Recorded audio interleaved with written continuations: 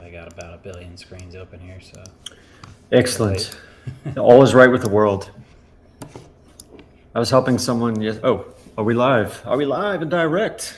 We are live on this Thursday morning after the Fed rate hike of 25 basis points in the face of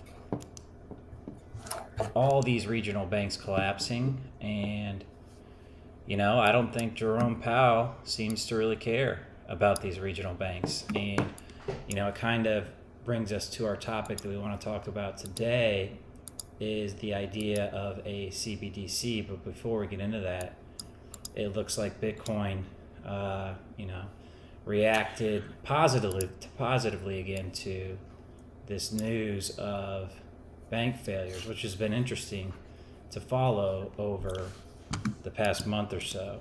And here's the thing: it's not like it went up 20%, but every time, and this is funny to say, every time we see one of these banks fail, Bitcoin seems to react positively. And just the idea of we've had 3 or 4 major banks fail over the past month, and that in and of itself is incredible, right? That shouldn't happen. They told us that wouldn't happen again, and yet here we are. They tell us a lot of things then. they really do. And Man. the idea of, and this is a hard thing for people to understand, they lie, So here we are talking about more bank failures. Yes, interesting times. But I think I'll take this opportunity to talk about a concept that I didn't understand because I didn't come out of the womb with decades of experience looking at charts and understanding macroeconomics. But there's this concept of markets which are forward-looking. Typically, they try to look into the future and they try to tell you today what something is worth months, a quarter, 6 months from now. Okay, so that's a concept. And the thing I'm trying to get here is that 6 months ago, 3 months ago, prices in asset prices. Sorry, I just had to. Your face froze, and it looked like you were trying to pass gas. It was funny. Well, mentally, I'm trying to pass some mental gas here. You're good. You're good now. Sorry. Okay, good. Crisis averted, unlike the banking crisis, which is not averted yet. Exactly. What I'm trying to get here, or get to here, is simply this idea of markets that will do what people will say. Markets are pricing in something that has yet to occur. For example, we largely understood, or people largely were able to look and read and understand that we're in this upward trend with regard to the Fed funds rate going up to some. It's going to terminate at some point, meaning they're going to have to pause at first, and then likely start cutting. Okay, that's not a prediction. That's just like something that is possible. I would argue it's even plausible. Anyway, the point I'm trying to get to is that you look at the price action yesterday. I would call it noise, and the reason where I'm going with this is that Bitcoin and other assets around the world of all classes they've read the tea leaves over the last 6 months, and they understand. And pricing has, as a result of positioning at the market level, meaning at like hundreds of thousands or millions of market participants, that level of activity have priced in that we don't care, or we understand. Like the market understands that the rates were going this high, and they also understand lots of other things, and prices have risen this year. Bitcoin happens to be the best performing asset in 2023. Check my math on that. Bring out the fact checkers on that, please. What I'm trying to communicate, this idea of pricing is what we saw. Sir, have you heard of Pepe? Oh, forgive. See, this is why we always ask for the fact checkers. But what I'm trying to communicate here is that markets largely priced in this hike, in a manner of speaking. And so the Fed Powell getting on TV the Fed announcing the rate hike of 25 basis points was like somebody telling you something you already knew for 3 months, and you're like, yeah, okay. Tell me something I don't know, or something we didn't expect. And it's all about expectation.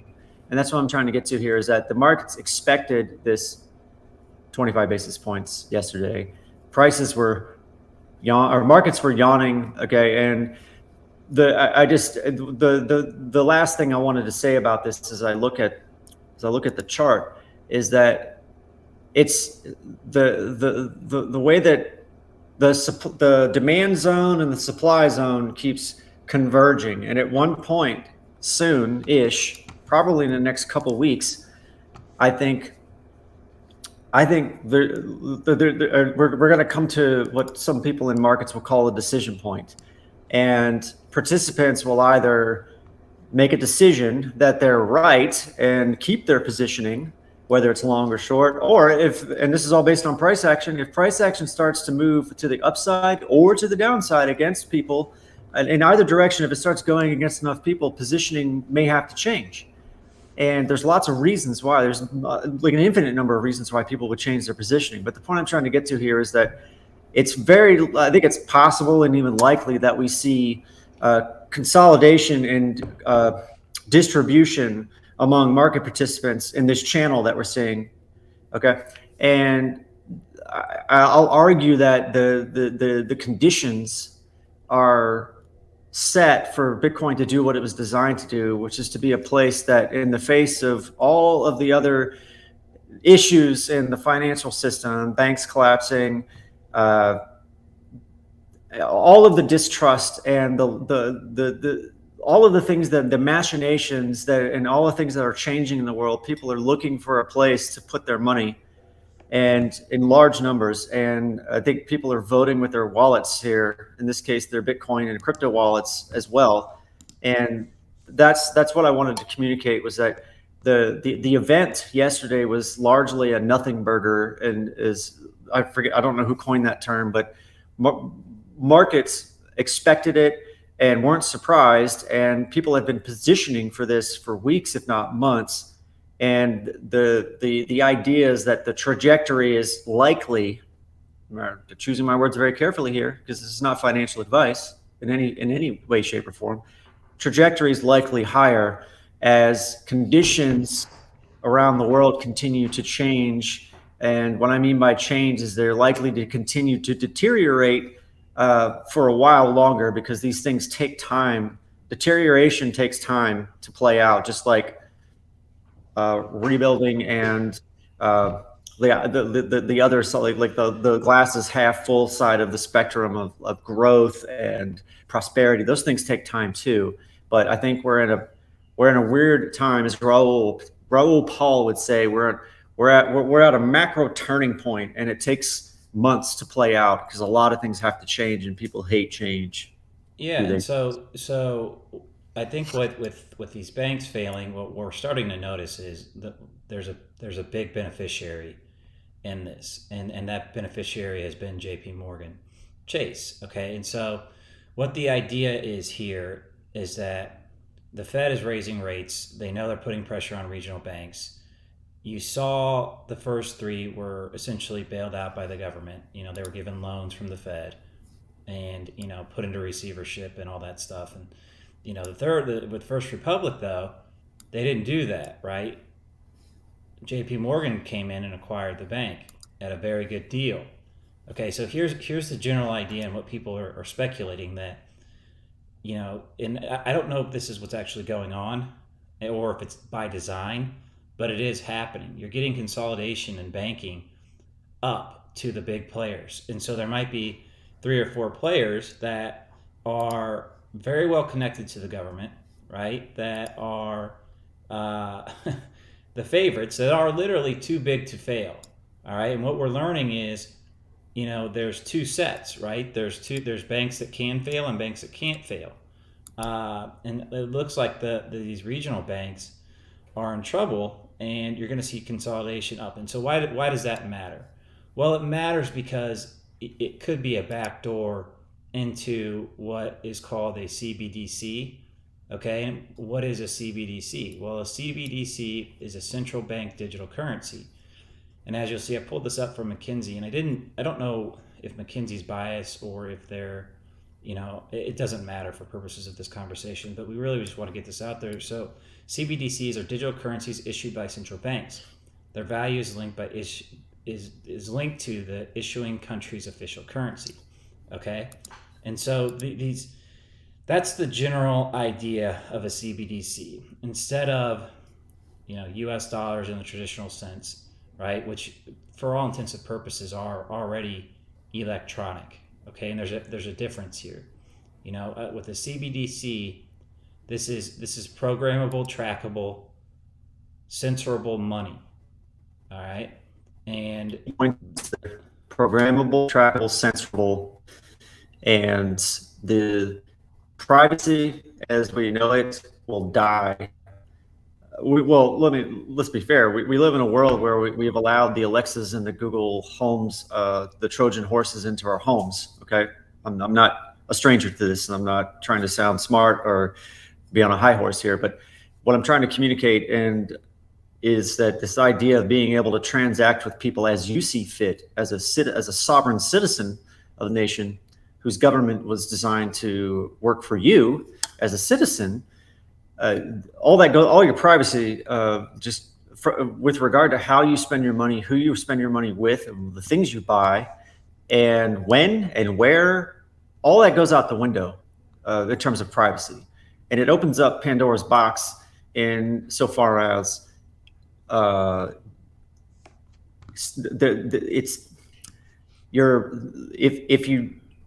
you'll find yourself in a world where, based on your browsing history or your political affiliation or the opinions that you have, maybe your genetics, maybe people with blue eyes who are wearing black headphones are prevented from not just spending. Here's the things that should terrify you, in my opinion, is when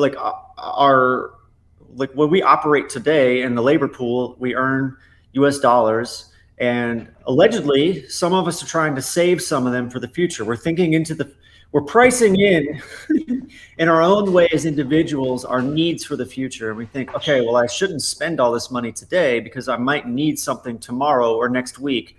My dog might have to go to the vet, or I might need new toenail clippers because the ones I have are broken. Something to that effect. This idea of saving money and putting it aside is about to get thrown out the window. And I can make a real life example of this. In the UK, they introduced the fully digital centralized British pound that you could not accumulate in quantities higher than 20,000 British pounds. You literally can't save. Like, if you got paid in the actual central bank issued British pound, you weren't allowed to hold more than 20,000 of them in your account. Right, and so let's talk about what it is and what it isn't. Okay, and so this is a concept that people, I think, struggle with. That well, it's a cryptocurrency. Well, it is not a cryptocurrency, right? There's a digital U.S. dollar issued by a central bank is not the same thing as a Bitcoin or an Ethereum or Solana. These are private blockchains controlled by centralized authorities, whereas Bitcoin, for instance, is a decentralized open public ledger. And there's a key difference there in the sense that a CBDC, there's no limit on the amount of CBDs that can be put into creation, and you won't know that anyway, right? That information isn't on a publicly available blockchain.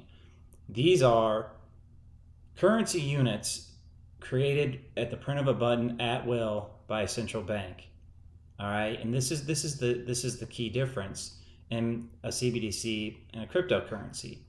And the reason governments would want to create a CBDC, and we can go through the legitimate reasons why they'll tell you they want it. It's convenient, right? It's you can control Oh, yes. interest rates, and you can do taxes easier, and all these great quote unquote benefits. But the real problem is with this is, once this happens, you are effectively owned by the issuer of the CBDC. in your nation state. You cannot transact in any way they don't approve of.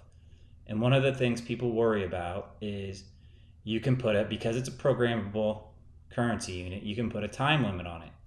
So if you're issued 100 units of CBDC, you might have 7 days to spend it. Okay? And let's say you have a particular political persuasion, and you post something online. Well, all of that. Oh, and by the way, to get online, you need to scan your QR code. I'm not gonna go there because that's completely off track. But say that just imagine that all of that's trackable, which it is, right? They said, okay, Josh, you posted something negative about Joe Biden not being able to complete a full sentence. We're gonna hit you for 10% of your currency units. So now I have 90 currency units that I have to spend in 7 days. I mean, that in and of itself should scare the living hell out of anybody, right? Because they would have complete control over your life. And this isn't just like fantasy world. This is what's happening in China right now. The People's Bank of China has issued a digital yuan, and it's in place. Yeah, you have to spend it. You can't save it. And that's scary, right? Hell yeah, it's scary. So think about the Constitution and the Bill of Rights, freedom of speech, all these things. What happens when let's hypothesize for a second. What happens in a world where the governing apparatus convinces the public that it's not okay to drive your internal combustion engine car more than 50 miles in a week? Yep. Okay. And what if they start campaigning? Well, in the name of climate change, Ted, you got to remember that this is an important issue that we all need to sacrifice everything in our life to, Right. And by the way, while they fly around on private jets, sorry, it needs to be said. So the interesting thing, for example, today in Europe, there are places where at certain times of the day, depending on the type of propulsion system that your vehicle has, you're not permitted to drive into, say, a city. And there's some good, I don't know if good's right. There's some logic that is being tossed out that, well, it's to help combat congestion and diesel. And I'm talking about diesel trucks, for example. Now, look, I'm not suggesting that we fire up all of our internal combustion engines of all kinds and just run them incessantly and try to choke off the earth. That's not what I'm trying to understand. Sure. What I'm trying to communicate is that it has created. There are conditions that exist today that you can be ticketed, fined, and perhaps even put in jail if you do something as benign as try to make a living as a business owner or as an employee driving a vehicle. Under regular market conditions, there are reasons why a logistics company, for example, may choose diesel trucks over electric trucks because they can drive longer and it makes business sense. And all I'm trying to communicate is that it exists today where you can be fined, etc. Now let's put this on steroids. Back to the example where if the climate change rhetoric, it becomes the talk of the day, and it becomes the initiative of the administration, your dear leaders want to prevent the climate from suffering, and they tell us from now on, you're no longer allowed to operate your vehicle for more than 10 hours in a week. Or you get to drive 30 miles outside of your city. That's your limit. Get to drive. Yep. Or you can only spend 1 hour in the city. If you live outside the city, you're not permitted to enter the city. What if you want to cross the river into DC from Virginia and go look at the monuments? Like that freedom?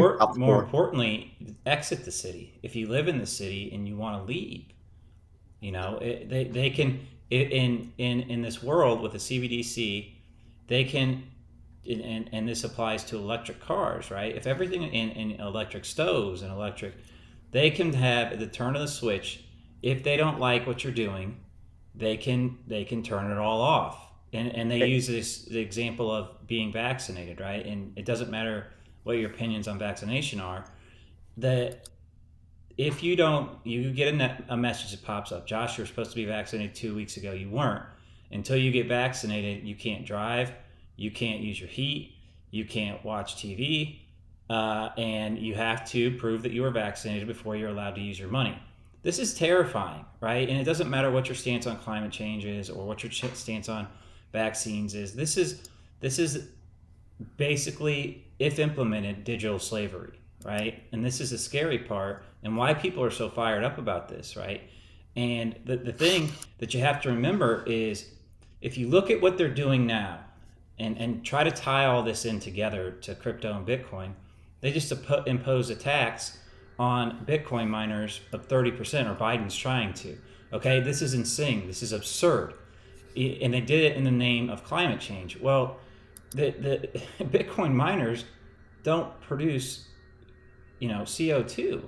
They use energy, right? But so do washing machines, right? And Christmas lights and video games and everyone's, and so, yeah, all of the Democrats who pay $1,500 for a phone and then use electricity to charge. This gets down to being like some central authority being able to govern and dictate to you what type of electricity consumption you're allowed to have. So you have to tie this into why are they so against, why is the administration going so hard against Bitcoin and cryptocurrencies? Well, the answer is they want to issue a CBDC. They do not want competition, right? And we can speculate, Josh. You're just speculating. Okay, fine, I'm speculating. We can say that. I don't care. You just look at what they're doing. In the world we live in, I have so much information, right? And what it looks like they're doing is paving the road to eventually, and we'll see, issue a CBDC. Now, something that's happening that's extremely positive in the United States is you're having states like Texas, Florida. I think last night I saw North Carolina just passed a bill prohibiting CBDCs. And, I think that's very positive. But this idea of a central bank digital currency is frightening in the sense of, the government already has a lot of control over a lot of our lives, right? And they're doing everything they can to keep that control and gain more of it. If we allow them to issue a CBDC, it amplifies to a world that, it becomes very scary very quickly. And the general idea of freedom as we know it is gone. Yeah, due process is the other one that really should wake you up if you're listening. And I'll make the example: if you're driving your car and a law enforcement entity decides that you violated the law while driving, you didn't use a turn signal or whatever, it doesn't even matter. You rolled through a stop sign or you were speeding. They pull you over, they ask for your ID, and they say, I'm going to cite you for this violation, and right now I'm going to, and we're going to impose the fine today. And because I know your ID, I can tell the powers that be to deduct the fine from your CBDC account. And so so this idea of due process, meaning in the United States, we are, even today, believe it or not, we're still innocent until proven guilty, no matter what any politician says or any other opinion against that. That is the law today.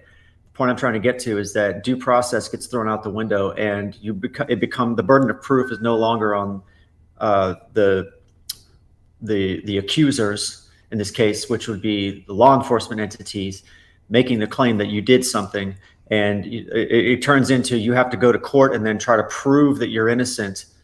But I'm telling you, due process gets thrown out the window. You get deducted, and then your social credit score gets lowered, and then that information gets distributed, and people know. And then you go to the grocery store and try to buy beans to feed yourself, and they say, "Oh, well, I'm sorry, I can't sell you beans because your society, your status in society is below a certain threshold. I'm not permitted to sell to you." And what kind of world is that? Yeah, it's a social credit score, and that's what's tied to your ability to spend money. And this is I This is mean, insane, by the way. it is insane. But like you got to remember, and so you look at what's happening, right? In July, the Fed announced they're going to implement this Fed Now program, which is not technically a CBDC, but if you can read the tea leaves, you see what's happening. These regional banks are failing. Consolidation at banks is going up, and so this idea of you're going to have nowhere to go with your money, right? If you can't keep it in a bank, you know, it's set for J.P. Morgan, and this is why Bitcoin and crypto are so important. And this is not just number go up. I want to get rich technology. This is technology that allows you to exit this system and keep your purchasing power into the future in a way that you control. You literally own the keys to this. This isn't money stored in a bank or a central bank digital currency that somebody can tell you based off your social credit card you can use or not. The other example I like to use is, say you like to, drink beers or eat meat, and you use a CBDC, and the government decides that you get an allotment of 3 beers a week for health reasons, or you can only eat half a pound of beef a week because cows fart.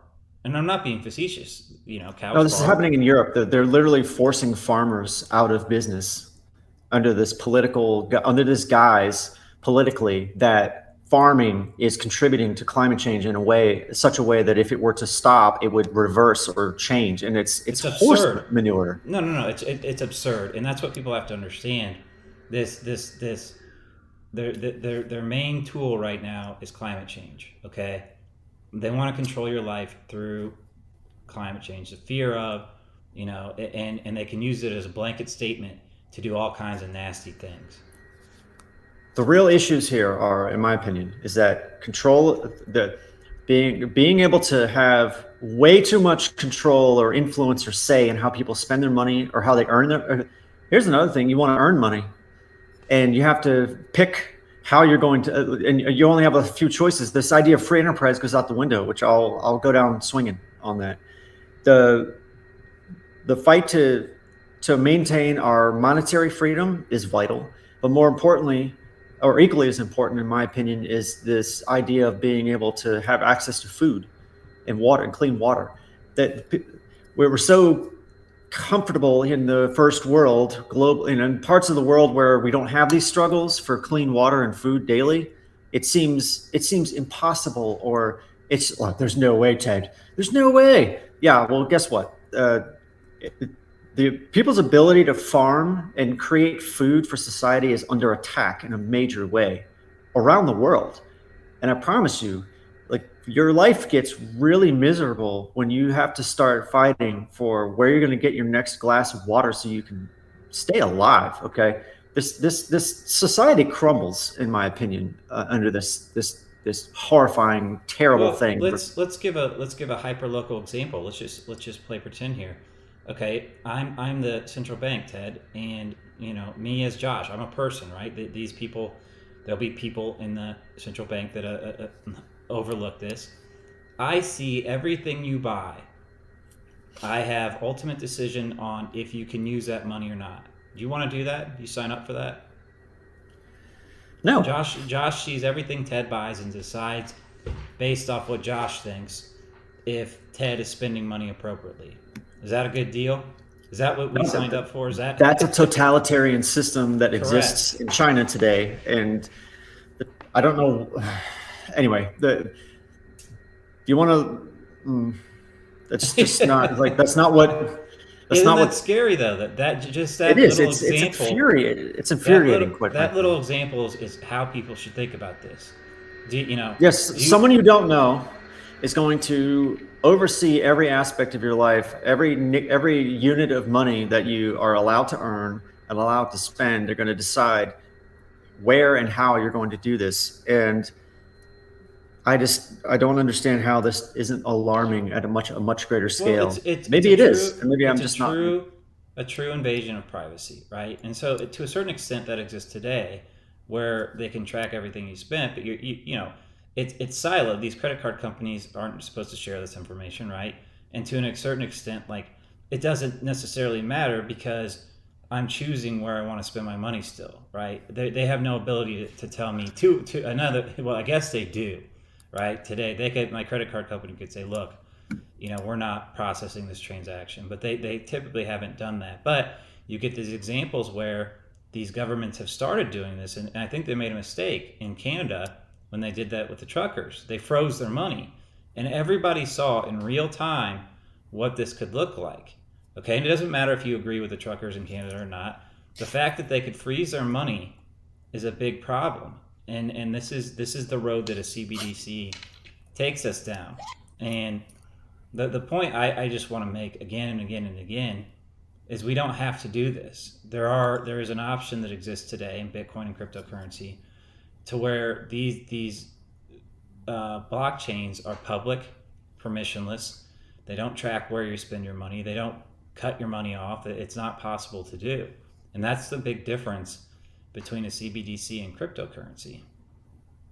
Yeah, this is a fight. This is a really important fight, and I mean, I don't go through life trying to make mountains out of molehills, but I submit to people who think this is not a big deal to take a few minutes and think about how difficult your life gets, and like the difference when you're basically this boils down to like the thing that like really like gets me at my core is this idea of the way people are, or the way these people that are trying to implement these things are going for our food and our water and our money, and that is infuriating at a level that I can't understand. I can't articulate how infuriating that is to me, because it literally, to me, the perceived threat here is that they're trying to end my ability to survive,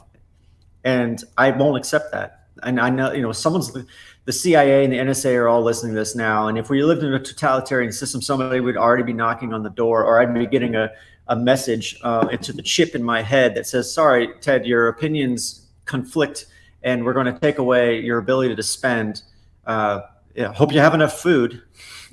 No, that's exactly right. And under that system, we make this video, we speak out against the CBDC, they freeze your money. Okay, and let's look at this further. Whoever is the authority and power that issues a CBDC, say that they don't like the way you vote. Well, they don't have to come out and expressly tell you that they're doing anything based off your political opinion. They can just say, okay, we've got an election coming up. Josh tends to lean to the right and be more conservative. We're going to freeze his money for a month and then see what he cares about elections. See, it's just another example of the complete and total power that would give the issuer of the CBDC. And these are things that people have to pay attention to, and the stuff isn't fun, right? And the other thing is, people aren't taught this stuff. This isn't something that people necessarily understand. When they hear CBDC and like digital, oh, that would be nice. I don't have to worry about a bank. I don't have to, I can just use my phone for everything. They could put a chip in my hand, and I don't have to take my wallet out at a store. My God, how convenient! And you have to go to next, 2, 3, 4D thinking and think about the next steps in all of this, and then tie it back to how you want to live your life, right? And especially here in the United States, I mean, there's a certain set of ideas that has made this country great, and putting in a CBDC would erode most of those set of ideas instantly. I want to go back to the Canadian thing for a second. I don't think people fully understand, or I don't think it's understood at a large enough scale, just how totalitarian that was. That was a person was given instructions by a political leader and said, I'm going to give you a list of people you've never met, and you're going to shut off access to their money in our system here in this country, meaning they're not going to be able to use their credit cards, and they're not going to be able to go to the bank and withdraw any currency. So not because they had gone through due process and had a fair trial and were convicted in this case. Someone does some like what's the Judge Dredd? Your judge, jury, and executioner all in the same like swipe. It's fantasy and comic books and movies until it shows up in real life, and that's when people are like, "Oh my god, yeah!" But you didn't have 50 years of warning through popular culture that was telling you this was coming. Okay, the point is, I'm trying to illustrate is that someone didn't like the fact that these trucker types were protesting. So they made life inconvenient for a little bit for some people, but because they were speaking out against their government decided to choke them off financially, which meant they were not able to purchase food and purchase electricity, pay their bills. Imagine if you got choked off long enough from your money and your house goes into, your landlord evicts you if you're renting. Now you're homeless. And I'm just saying, like the domino effects of this stuff, I don't think are fully understood, and because people, it's just hard to believe, I think. Well, the negatives are so many and outweigh whatever positive thing that could be generated by that. And here's what you have to watch for, right? And this is speculation again, but you just, what you have to watch for is the way these operations work is they're going to create a big problem and they're going to bring the CBDC in as a solution to that problem. And you can almost see it happening now they know that if they keep rates high and keep raising rates, more and more of these banks are going to fail. Okay. And they're going to consolidate power into 3 or 4 banks that the government controls. Right. And they're, say you have some economic disaster that happens and, the money becomes, a big problem. They're going to come in and say, don't worry. We've thought about this. We have a solution to all the problems that, were created by the US dollar.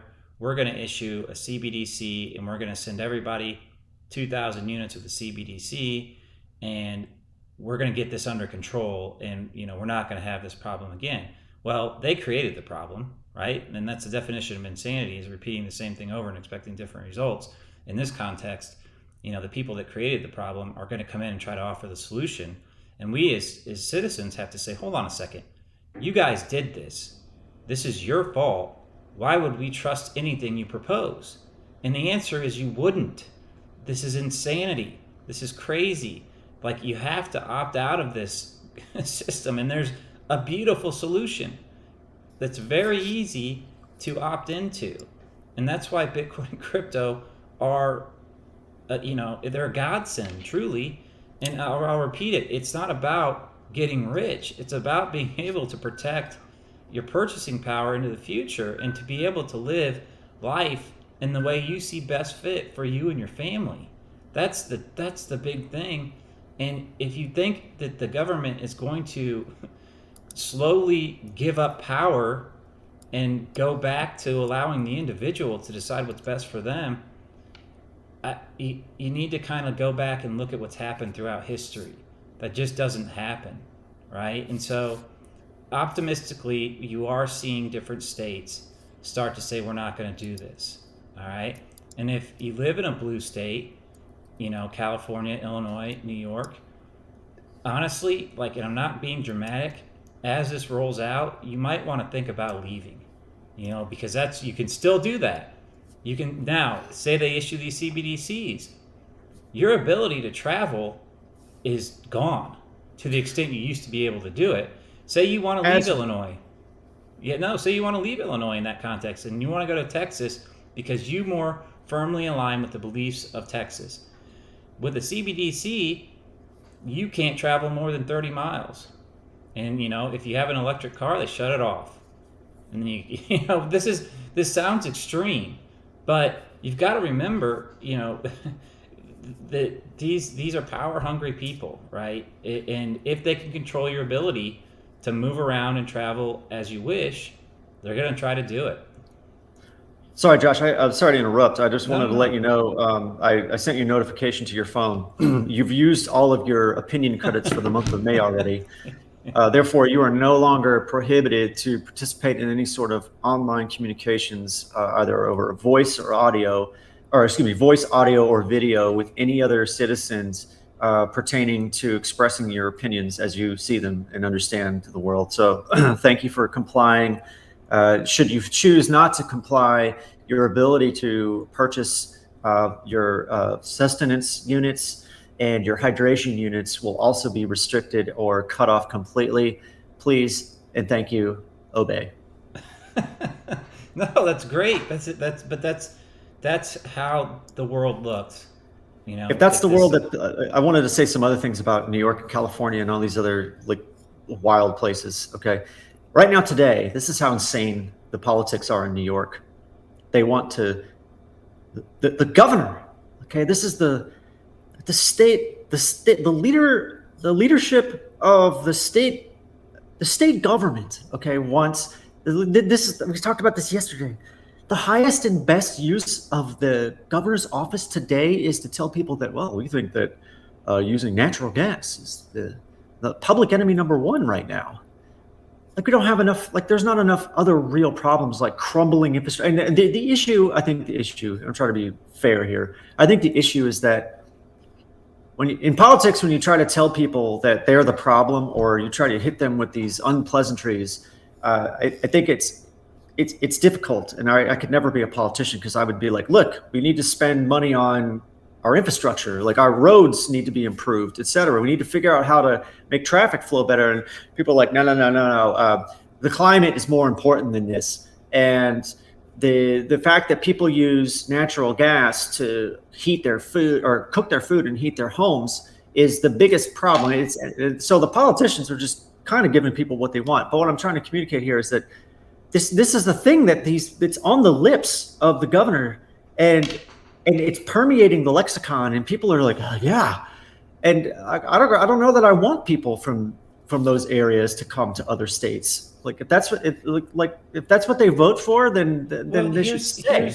Here's the idea. Right now, as it exists, if you live in New York or California, you might fully agree with everything happening there, and that's okay, right? That's kind of what's happened, right? You know, but the issue is with the CBDC. Say you change your mind and you no longer agree.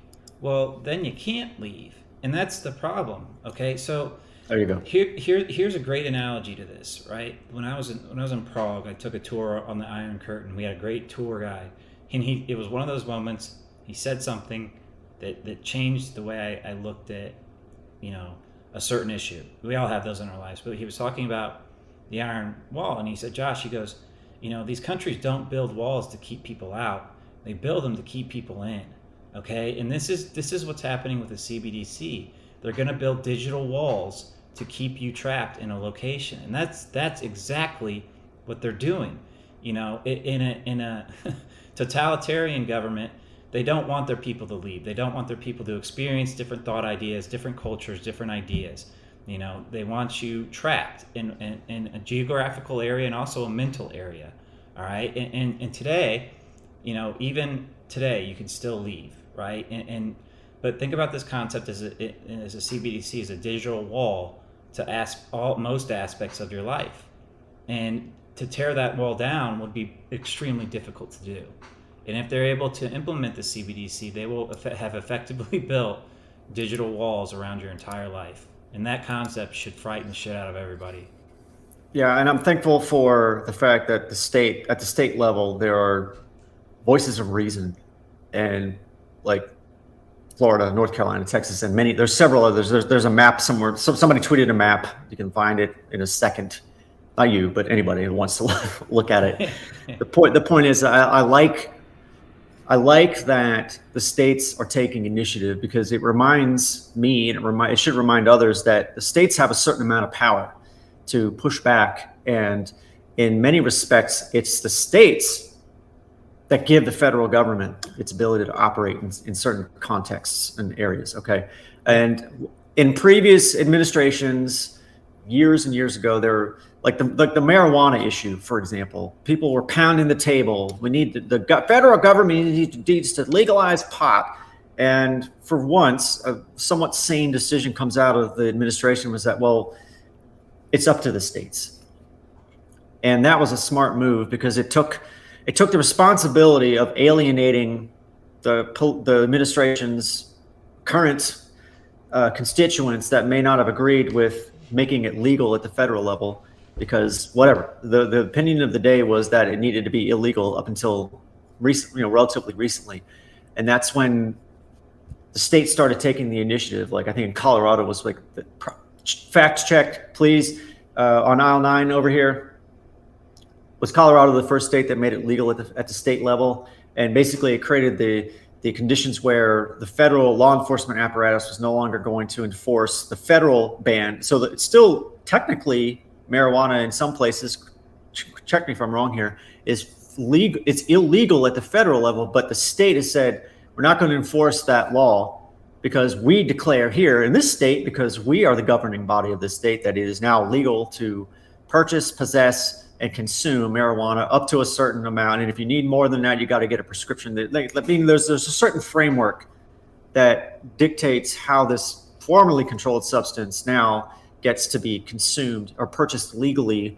And anyway, the point I'm trying to get to is that the states took the initiative, the states took it, and I'm thankful for that. And I respect and will get behind this idea that the CBDC is government overreach in every way, shape, and form. And I will fight to the absolute death to keep it from happening in the U.S. as long as I'm here.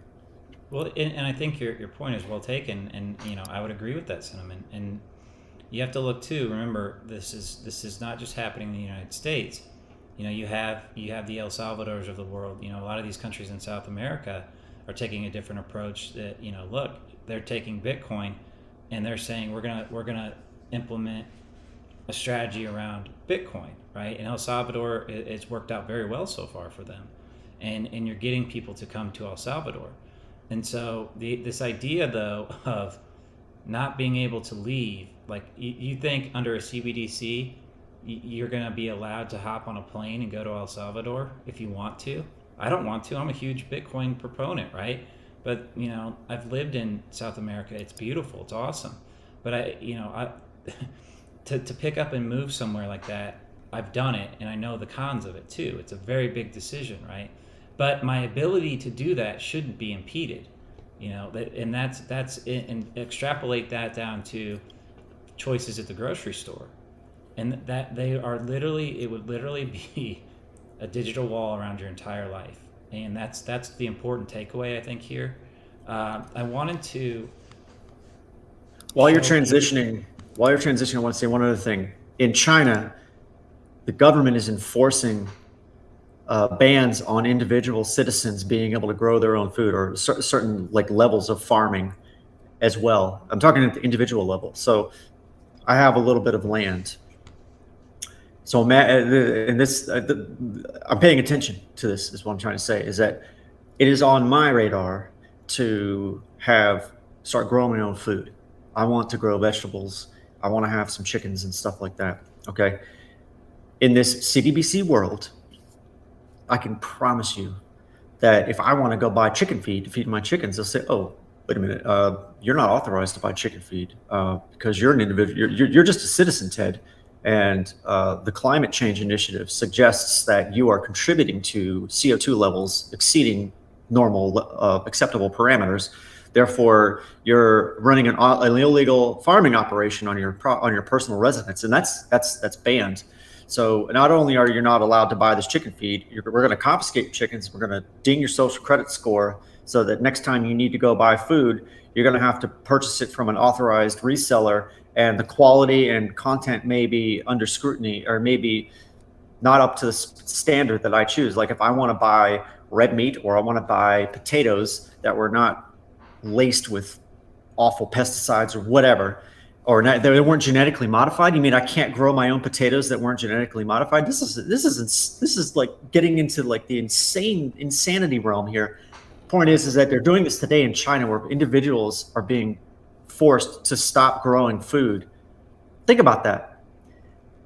It's insane. And let's circle this back around to this idea of what a CBDC really is a control mechanism, right?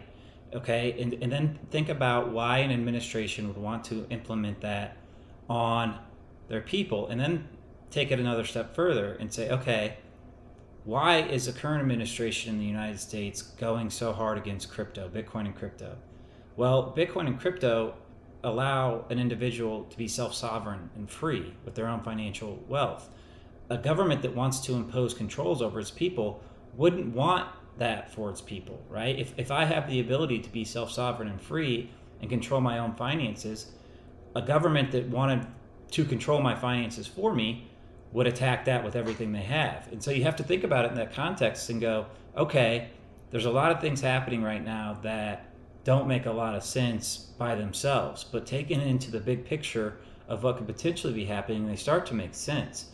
And that's the scary part, right? And I think that's why you find people that are in Bitcoin and crypto are so passionate about this, because it's not just about Lambos and becoming a millionaire overnight. This is literally the difference between financial freedom and financial certitude.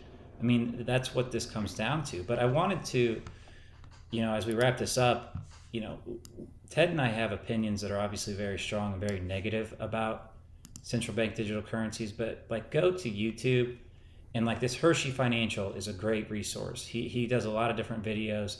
I like his name, Heresy. Heresy. I always think Hershey.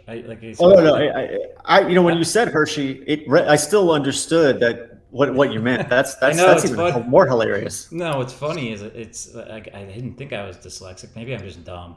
But Heresy Financial, he's got great opinions. I mean, you can go through, listen to what Glenn Beck said. You can, Mark Moss, I think, does a good job. Yeah, Mark Moss is a I dare say a trusted entity, but hey, you don't have to take my word for it. You can verify. Just like with Bitcoin, you don't have to trust anyone. You can verify. Yeah, and so you can kind of go through it and just kind of what I would do is I would take some time and I would go through a bunch of these different videos and try to play them at 1.5 speed in the background, and then form your own opinion around what you think this is and what it's doing. And there's just a wealth of information available out there. But I think what you'll find is a lot of people are very nervous about this idea for the reasons that Ted and I articulated. And it's worth spending some time doing your own research and forming your own opinion on this, because there's a good chance that it's coming around the corner, and you're best served, trying to prepare for it in any way you can. And I would suggest doing that. I would also suggest, Ted, do you have any thoughts for people that are trying to learn about what a CBDC is? I mean, and how it could impact your life. I mean, YouTube's a great resource. Just go around and talk to people too in your life and say, hey, have you heard of the CBDC? And try to get a feel for what people are thinking. And that might be a good way to kind of wrap your brain around what's going on. I mean, I think you'll probably hear most people have heard of it, but they don't have any idea what it actually is. It's starting to permeate the lexicon, in my opinion, this idea of a central bank digital currency, or CBDC. I think fundamentally the average normie, doesn't necessarily understand or hasn't spent a whole lot of time digging into the difference. And that's what I'm trying to communicate here is that the beauty of money is that you don't have to know how it was made necessarily in order to use it. I keep making this analogy in life is that, you don't have to know how the clock or the watch was made in order to tell the time. And the point I'm trying to get to here with this is that I think this is just my opinion. Okay. Remember, like, I'm not a dictator and I don't want to tell people how to live. I think people are smart enough to figure this crap out on their own. And isn't that half the point of being alive is to experience things and make choices and whatever. That's a whole nother thing. What I'm trying to get to here is that I agree with the guidance that you're sharing here about starting on YouTube and starting simple. And the question is, in the beginning, what is a CBDC? There are lots and lots of people who are very good at explaining these relatively complex topics in simple terms, explaining like you're five, okay? Start there. And the only other encouragement I want to offer here is that you may have very strong opinions about what money is or how the government is operating. What I'm asking here is to set those aside for just a second and listen to what is on the lips of others about CDBCs and try to get a picture, like a perspective, or see the landscape. Like, there may be some hills here, there may be some grass here, some water here. There may be things that others are able to articulate about CDBCs that I am not. They may help you at a minimum understand what the risks are, what the benefits might be. I don't know that the benefits outweigh the risks. I'll argue all day that the risks way outweigh the benefits. And yeah. So that's the only guidance I can really offer is to begin looking into what a CDBC is. Good place to start is YouTube. You can Google till you're blue in the face as well and find all kinds of information. But your other point that you made is just start talking to people you know.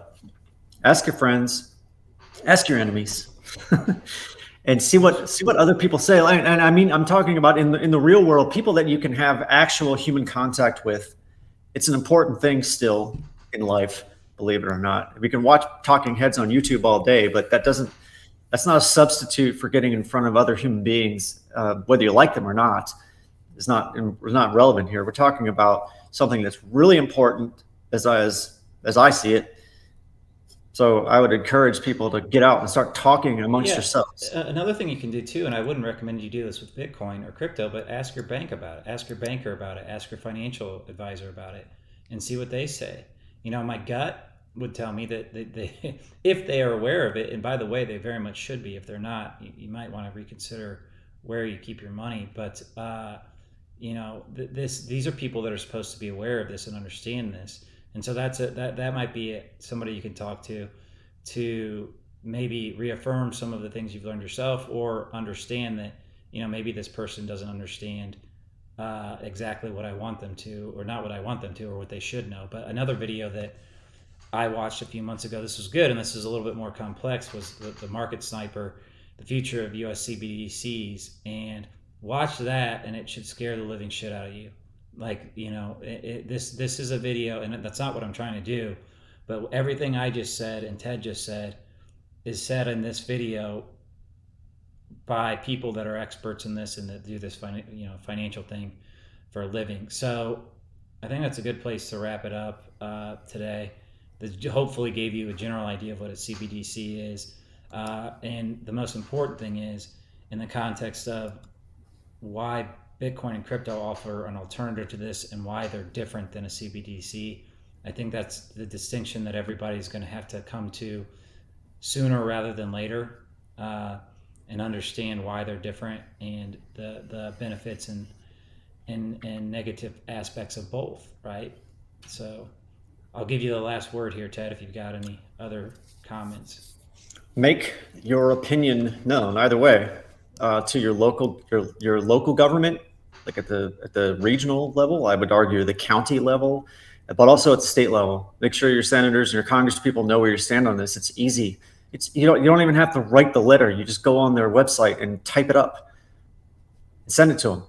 And no, that's a huge point. Like, the louder we get about this, the harder it's going to be for them to kind of do this. Now, at the end of the day, like I said earlier, if they want to manufacture a crisis and present the CBD as a solution, it's hard for people to get in the way of that, other than if enough of us decide we don't want this, it's not going to work. So with that being said, as always, do your own research. Nothing we say is financial advice. If you participate in crypto markets, you're doing it at your own risk. And with that said, we will talk to you tomorrow.